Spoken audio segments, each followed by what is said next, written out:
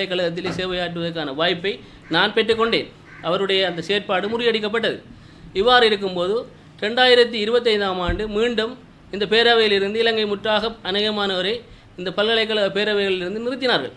அப்போது நான் ஒருவன் இந்த இலங்கையில் நியமிக்கப்பட்ட ஒரு பல்கலைக்கழகத்தின் ஒரே ஒரு பேரவை உறுப்பினராக இவ்வாறான நடைமுறை பிழை எனவும் இது செய்ய முடியாது என்றும் தட்டிக்கட்ட போது பல்கலைக்கழக மானியங்கள் பேரவையின் தலைவரோ செயலாளரோ ஒரு பொறுப்பான பதிலை குறிப்பிடவில்லை. அவருடைய பதிலும் நீதிக்கு முரணாகவும் சட்டத்துக்கு எதிராகவும் ஒரு தன்னிச்சையான செயற்பாடுமாக இருந்ததை கண்டித்து நான் உடனடியாக நீதிமன்றத்தை நாடினேன், உயர் நீதிமன்றத்தை.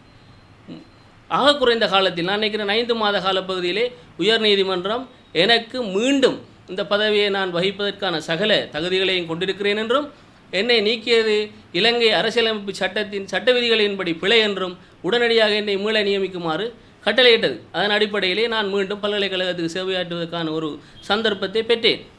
இவ்வாறு பெற்று என்னுடைய காலப்பகுதியிலே இந்த பல்கலைக்கழகத்திலே காணி தொடர்பான நான் காணி தொடர்பான வேலையில் இருக்கிற காரணத்தினாலும் அது தொடர்பான அறிவு இருக்கிற காரணத்தினாலும் பல்கலைக்கழகத்தில் இருக்கின்ற காணி பிரச்சனை, குறிப்பாக மெடிக்கல் ஃபேக்கல்ட்டிக்கு இருந்த பிரச்சனை, சரி கங்குவழியிலே சித்த மெடிசினுக்கு ஒரு காணியை பெற்றுக்கொள்வதற்கு என்று பலதரப்பட்ட முயற்சிகளை செய்தவுடன் குறிப்பாக பல்கலைக்கழக அபிவிருத்தி துறை சார்ந்த நடவடிக்கைகளிலே மிகவும் ஊன்றுகோலாக நான் இருந்து அவர்களுக்கு செயற்பட்டு அவர்களுடைய வரவேற்பை பெற்றவன் என்பதையும் குறிப்பிடுகிறேன். இது இவ்வாறு இருக்கும்போது உங்களுக்கு தெரிய வேண்டும், இலங்கையிலே 2025ஆம் ஆண்டு 7ஆம் இடத்தில் இருந்த பல்கலைக்கழகம் இன்று 5 நிலை பின்னோக்கி 12வது இடத்திலே வந்திருக்கிறது. ஒரு மிகப்பெரிய மனவேதமான வேதனை.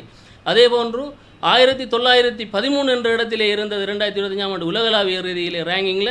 இப்போது நாங்கள் 3500க்கு மேற்பட்ட இடங்களை கடந்து 5000 இடங்களை தாண்டி இருக்கிறோம். ஆனால் காலம் செல்லும்போது, நேரங்கள் செல்லும்போது, நல்லாட்சி என்கின்ற ஒன்று ஏற்படுத்தப்பட போது நாங்கள் இன்னும் முன்னோக்கி செல்லாமல் பின்னோக்கி செல்கிறோம் என்பது பிரதான கவலையாக இருக்கின்றது.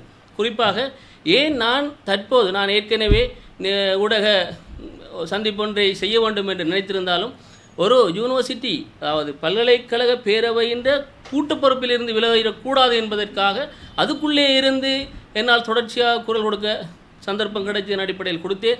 ஆனால் அது எடுபடுகிற மாதிரி இருக்கவில்லை. ஏனெனில் இங்கே எமது பல்கலைக்கழக பேரவையிலே இருக்கின்ற உறுப்பினர்களை பார்ப்போமே ஆனால் பல்கலைக்கழகத்தின் கிழக்கு மாகாணத்தின் பிரதம செயலாளர், ஓய்வு பெற்ற அரசாங்க அதிபர், தற்போதைய அரசாங்க அதிபர், ஓய்வு பெற்ற உபவேந்தர்கள், ப்ரொஃபஸர்மார் என்று பலதரப்பட்ட கல்வியாளர்களை கொண்டிருக்கின்ற சபையானது அநியாயங்கள், நீதிக்கு முரணான செயற்பாடுகள் நடைபெறும் போது எந்த ஒரு விடயங்களுக்காகவும் தட்டி கேட்பதிலிருந்து பின்வாங்குகின்றார்கள்.